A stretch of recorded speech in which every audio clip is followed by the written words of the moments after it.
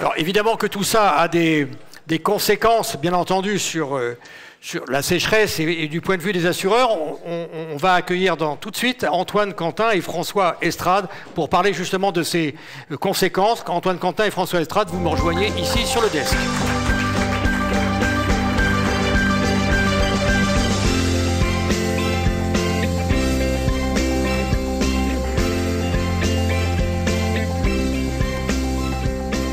Bienvenue à tous les deux. Bonjour. François Estrade, vous êtes expert. La sécheresse, c'est un sujet que vous connaissez vraiment bien. C'est votre sujet. Vous appartenez à la compagnie des experts. Antoine Quentin, on ne vous présente plus. Vous êtes directeur des réassurances et fonds publics chez CCR. On a évidemment envie, vous étiez au premier rang, je vous regardais, vous avez bien entendu et écouté ce qui a été dit à l'instant par Jérémy Lowerstum. On a envie d'avoir vos regards croisés sur la couverture sécheresse, compte tenu de tous ces changements. On va peut-être démarrer avec vous, Antoine Quentin, par tout simplement le constat. Si on dit sécheresse, finalement, qu'est-ce que c'est? C'est quoi la définition vue de votre côté, j'ai envie de dire? Alors effectivement, merci Gilles, bonjour à tous ceux que je n'ai pas vus en tout cas. Effectivement, peut-être en introduction, je voulais dresser quelques constats sur ce péril sécheresse, sachant que je suis sûr que François, qui a sa vision de terrain, aura une analyse très complémentaire à la mienne. La première chose que l'on peut dire, ça a été dit également par Jérémy, la sécheresse c'est un péril atypique, on peut dire aussi complexe. Alors déjà atypique puisqu'il relève à ce jour de deux garanties, de deux couvertures par le secteur de l'assurance, l'assurance construction et puis bien entendu le régime CatNat pour ce qui nous concerne aujourd'hui. Atypique aussi parce que c'est un péril à déroulement long, et déroulement long à plusieurs titres du fait du délai qu'il y a entre la survenance du phénomène et l'apparition des fissures, et puis le délai, toute la chaîne de traitement du sinistre fait que c'est long, autant pour une inondation ou un cyclone, en un an on a quasiment tout réglé, là il faut plutôt une dizaine d'années pour avoir fini de traiter une sécheresse. Autre difficulté, mais qui est liée à ça, c'est pas évident de caractériser l'intensité anormale du phénomène naturel. Et puis, autre phénomène complexe, c'est qu'il y a en fait, il y a plusieurs facteurs sinistrants qui coexistent. Et autant pour une inondation, c'est assez évident de savoir si les dommages sont liés effectivement à l'inondation, autant pour la sécheresse, c'est plus complexe de savoir si les fissures sont liées effectivement à l'intensité anormale de la sécheresse ou si c'est plutôt lié à d'autres facteurs comme la présence de végétation, des défauts de drainage, des fuites dans le réseau. Mais là, je pense que François expliquera bien mieux que moi toutes ces difficultés de terrain. Deuxième constat aussi, c'est qu'on a une forme de paradoxe. C'est-à-dire qu'à la fois, c'est le régime, enfin, c'est un péril de plus en plus coûteux pour le régime. Alors, si vous lisez la dernière version du bilan des CatNat, vous verrez que ça apparaît encore comme le deuxième péril le plus coûteux. Mais si on fait un zoom un peu différent, c'est déjà le péril le plus coûteux pour les risques de particuliers depuis bien longtemps. Si on fait un zoom sur les 10 dernières années, c'est aussi le péril le plus coûteux, tout type de risque confondu. Et puis enfin, ce qu'on a essayé de représenter sur le graphique de droite, c'est le péril qui a la plus forte croissance. Donc le poids de ce péril est croissant dans la sinistralité. Et bizarrement, c'est aussi le seul péril couvert par le régime qui n'est pas considéré comme un risque naturel majeur. Ça se comprend puisqu'il n'y a pas de risque pour la vie humaine, contrairement aux autres risques couverts. Mais il y a quand même cet apparent paradoxe et c'est un certain nombre de conséquences. C'est qu'il y a une connaissance du risque qui est quand même imparfaite par rapport aux autres périls. Et alors, pour faire le lien avec la remise du prix, je rêverais que chaque année, on ait 2 ou 3 thèses sur le RGA, et je pense qu'on n'en a jamais eu depuis qu'on a lancé ce prix CCR CatNat. Donc, premier point sur la connaissance des risques, même s'il y a des choses qui sont faites, et on remercie tout ce que fait Météo France sur le sujet, ce que fait le BRGM sur le sujet. On apporte aussi notre pierre, mais il reste encore beaucoup à faire. Et puis aussi, peu de dispositifs de prévention pour ce péril, puisque il y a le phénomène, il y a les PPR sécheresse qui existent, mais qui sont peu, je dirais, peu poussés par rapport à ce qui est fait en inondation. Et puis il y a également la loi Elan qui est rentrée en vigueur il y a peu de temps, mais qui va plutôt traiter des futures constructions et pas du stock de bâtiments. Et c'est tout notre problème, c'est de traiter le stock de bâtiments. Voilà. Enfin, un autre point important, c'est la couverture de ce péril au sein du régime CatNat. D'ailleurs, parfois, certains se disent pourquoi ce péril est couvert par le régime. Il a été introduit en 89. Si on revient à la définition du Code des assurances, c'est tout à fait logique qu'il soit qui rentre dans le cadre du régime, puisqu'il s'agit bien de dommages matériels directs ayant eu pour cause déterminante l'intensité anormale d'un agent naturel. Et si on reste à cette définition, si en gros on reste au principe du régime qui est ce filet de sécurité en cas d'événement extrême, quand les mesures de prévention n'ont pas pu être prises en compte, c'est tout à fait logique d'intervenir. D'ailleurs, ça se traduit par un phénomène vraiment aléatoire, comme vous voyez sur le graphique. On a des années très sèches, très sinistrées, puis on a des années épargnées. Et pour autant, il y a un certain nombre de sujets, et on va le voir, qu'il faut traiter, qui restent à améliorer. Comment définir l'intensité anormale, l'importance du changement climatique qui fait que ce qui était anormal jusqu'à maintenant sera peut-être normal dans 10 ou 20 ans. Et puis enfin, un dernier enjeu important sur la prévention qui est qu'est-ce qu'on définit comme mesure habituelle à prendre pour prévenir ces dommages et comment développer la prévention. Alors peut-être juste une dernière illustration pour planter le décor. C'est une illustration du changement climatique, de ce que je disais. Effectivement, l'intensité anormale d'aujourd'hui ou d'hier ne sera pas forcément celle de demain. Et voilà, vous avez des exemples de travaux que l'on mène et qui montrent qu'on a une aggravation de l'intensité de façon quasiment généralisée sur le territoire. Et puis la distribution de l'intensité de ces phénomènes se décale. Et donc, voilà, des sécheresses plus intenses à venir par la suite. Merci Antoine Quentin pour ce panorama complet qui pose effectivement ce constat. Je reprends François Estrade, la formule de votre voisin, difficulté de terrain. Vous, j'ai envie de dire, du point de vue technique, il y a une série de questions qui viennent évidemment à l'esprit. C'est par exemple à quel moment on déclare le sinistre, comment on s'y prend, qui encadre par exemple les expertises avec des problèmes qu'on peut imaginer. Je vous laisse la parole sur ce point-là. À quel moment on déclare, bonjour à tous d'ailleurs, pardon, à quel moment on déclare, en théorie, on déclare dès qu'on a des dommages, en pratique, on déclare souvent. Une fissure, c'est parce que, voilà, oui, mais compliqué, hein. On est d'accord, c'est bien tout le problème aussi des experts d'assurance. On déclare quand on a une fissure, en pratique, l'expertise n'est déclenchée, le cas échéant, que quand l'arrêté catastrophe naturelle intervient, donc... Pour 2022, le premier arrêté étant paru en mai, les expertises viennent de commencer, donc voilà. Qui déclare après effectivement les particuliers, puisqu'on est quand même sur des sinistres qui touchent à 98% des maisons individuelles.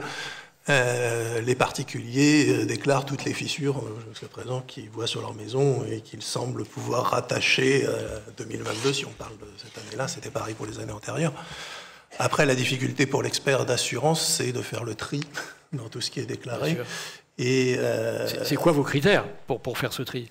Les critères, c'est de déterminer si les fissures sont bien liées à ce qui est visé dans l'arrêté de catastrophe naturelle, c'est-à-dire un mouvement de terrain consécutif à la sécheresse et à la réhydratation des sols, donc un tassement de fondation. Ça suppose... Et on a plein de fissures qui sont déclarées, et à peu près la moitié des dossiers sont classés sans suite, notamment pour cette raison-là, ce qui est atypique d'ailleurs. Parce qu'il y a un petit déficit, pardon de vous provoquer un peu, de l'expertise, de l'encadrement de ces expertises, c'est un peu ça, parce que ça demande un véritable savoir-faire. On arrive à recruter, parce qu'aujourd'hui, c'est très technique. Sur 2022, toutes les sociétés d'expertise ont fait, puisque c'était annoncé quand même, la volumétrie de déclaration, je crois que j'ai entendu 120 000 bâtiments sinistrés, on en parle peut-être même de 150 000.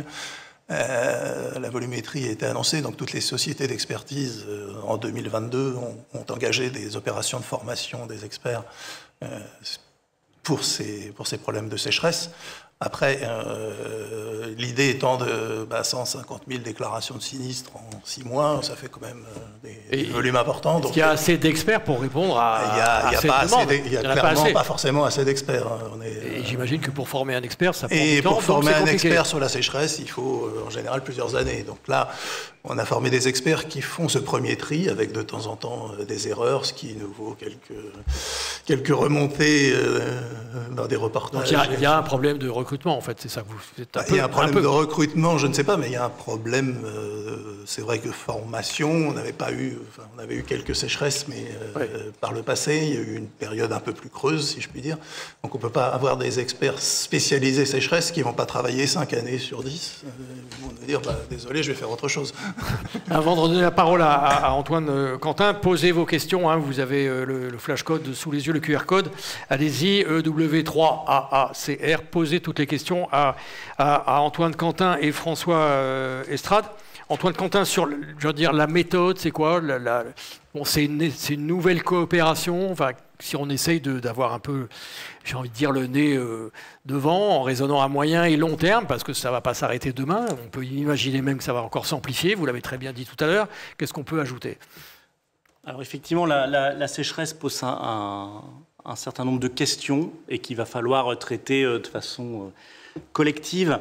Alors, pour moi, j'identifie 3 enjeux principaux. Hein. Il y en a d'autres. Il y a celui de l'expertise et qui est notamment adressé par les ordonnances 3DS de l'harmonisation des pratiques. Mais les 3 points principaux que je vois, c'est déjà l'enjeu de renforcer la connaissance de ce péril, hein, qui est, comme je le disais, même si beaucoup de choses ont été faites, il reste beaucoup à faire, notamment pour mieux caractériser les interactions entre la météo, le sol et l'habitation. Et c'est vrai que peut-être qu'on a travaillé de façon trop silotée jusqu'à présent. Alors on apporte notre petite pierre à l'édifice, notamment en encadrant une thèse en partenariat avec Météo France, avec le BRGM. Donc là, vraiment, pour avoir cette vision globale de toute la chaîne et pour essayer de caractériser ce qu'est la magnitude d'une sécheresse. Donc ça ne servira pas pour les travaux sur la circulaire des nouveaux critères,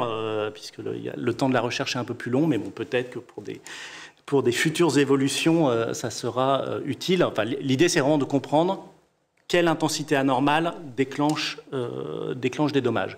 Le deuxième enjeu très fort, c'est celui de la prévention.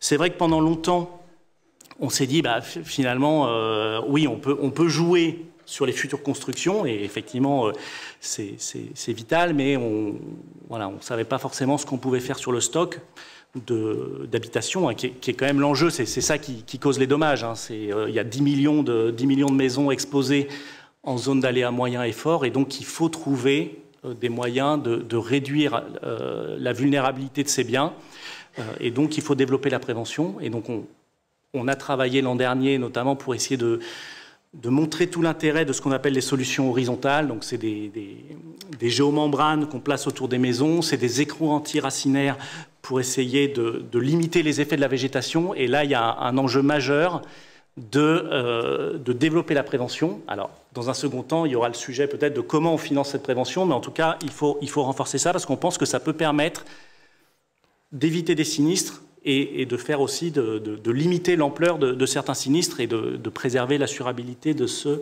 péril. Et puis enfin, dernier enjeu, c'est celui du financement du régime. Assurer l'équilibre. Voilà, puisque malheureusement, la connaissance des risques, malheureusement la prévention, ça prend du temps. Et donc les effets de la prévention, ça va être plusieurs années, voire on va commencer à avoir des choses peut-être au bout de 10 ans. Là, il y a un sujet d'équilibre court terme du régime. Alors on a ce graphique qui fait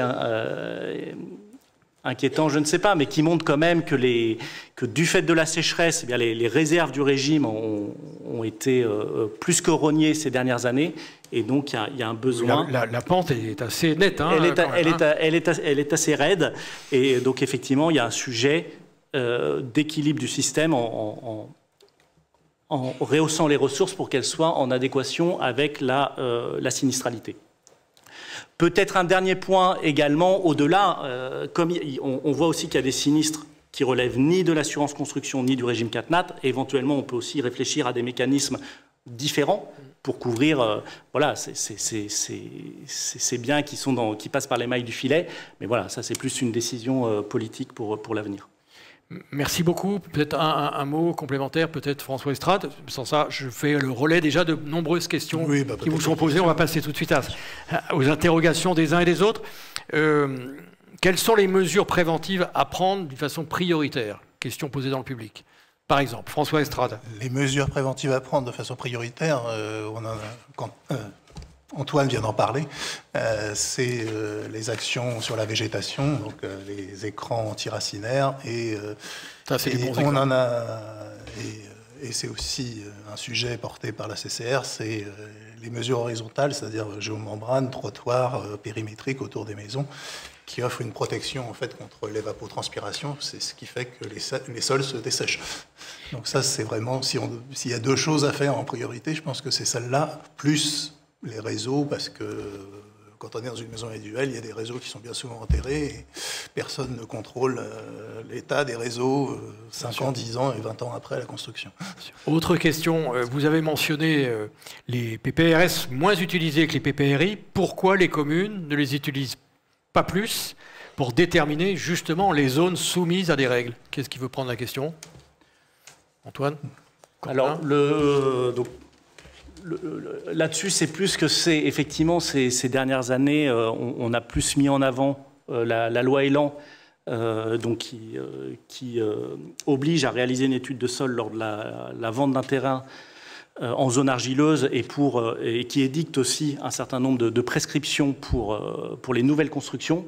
Donc c'est pour ça que effectivement les PPR sécheresse qui étaient poussés il y a quelques années sont moins d'actualité, mais pour autant il y avait des choses intéressantes sur le bâtiment existant, et je pense notamment à la végétation. Il y avait dans certains PPR sécheresse, on interdisait de construire, de planter des arbres à une certaine distance, à moins d'une certaine distance de la maison, et c'était une bonne chose pour éviter. Ça veut dire des constructions avec des normes plus contraignantes. C'est déjà le cas aujourd'hui, ça sera encore plus le cas demain, François Estrade?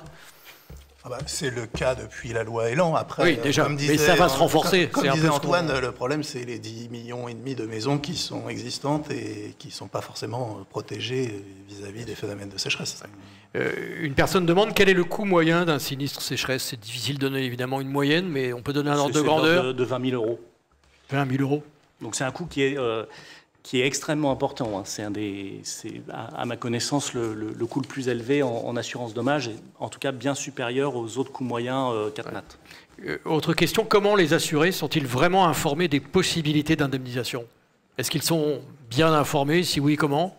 Qu'est-ce qui peut prendre la question? Alors on pourra répondre peut-être tous les deux, mais à ma connaissance, ils sont de plus en plus informés. C'est-à-dire que c'est effectivement, pendant longtemps, le phénomène de sécheresse ou de retrait gonflement des argiles n'était pas forcément très connu. On voit quand même avec le nombre de communes qui déposent une demande de reconnaissance de l'état de catastrophe naturelle et le nombre de dossiers sinistres, je pense que voilà, plus des associations de sinistrés qui conseillent les sinistrés. Donc cette information est quand même de plus en plus disponible. La dernière question, l'horloge tourne. Pourquoi de nombreuses communes éligibles ne font pas de démarche pour l'obtention d'un arrêté sécheresse qui fait que de nombreux dossiers ne sont pas éligibles? Question posée dans le public il y a un instant. François Estrade. Pourquoi de nombreuses communes ne font pas de demande? Oui. Alors là, il faudrait... c'est une question, nous on voit... C'est-à-dire qu'elles ne sont pas assez informées, qu'elles ne souhaitent pas, c'est difficile à vous peut-être pour vous de répondre. Les experts ne voient pas les sinistrés non reconnus en catastrophe naturelle en général. Donc après, je pense que c'est des questions qu'il faut poser aux maires. Directement aux élus. Toute dernière question, en quelques secondes. Quid de l'effet, je m'adresse effectivement, c'est une question technique, sur l'environnement des injections de résine? Ça, c'est quelque chose de positif qui apporte vraiment un plus, François Estrade? Alors, je ne sais pas comment je dois prendre la question. Quid de l'effet sur l'environnement? C'est-à-dire, est-ce que les injections de résine sont compatibles avec les directives européennes sur l'environnement? C'est un vrai remède aux fissures ou pas? Enfin, oui. Il faut rester prudent, hein, je comprends bien. Je ne suis pas normand, mais je vais dire peut-être que oui. Si ce n'est que, en fait, aujourd'hui, les injections de résine, il y a des avis techniques. Donc il n'y a pas de souci là-dessus. Il y a quand même des mesures complémentaires qui sont préconisées avec les injections résine, et j'en reviens sur les arbres, les trottoirs périmétriques et les réseaux. Donc, j'allais dire, plus on en fait, mieux on se portera, c'est clair. Après, si la question c'est est-ce que la résine a un effet sur l'environnement, etc., a priori, normalement, dans la vie technique, le sujet a été traité par le CSTB, donc elles sont compatibles avec les directives européennes sur l'environnement. Merci beaucoup, merci à tous les deux. Merci Antoine Quentin, merci François Estrade.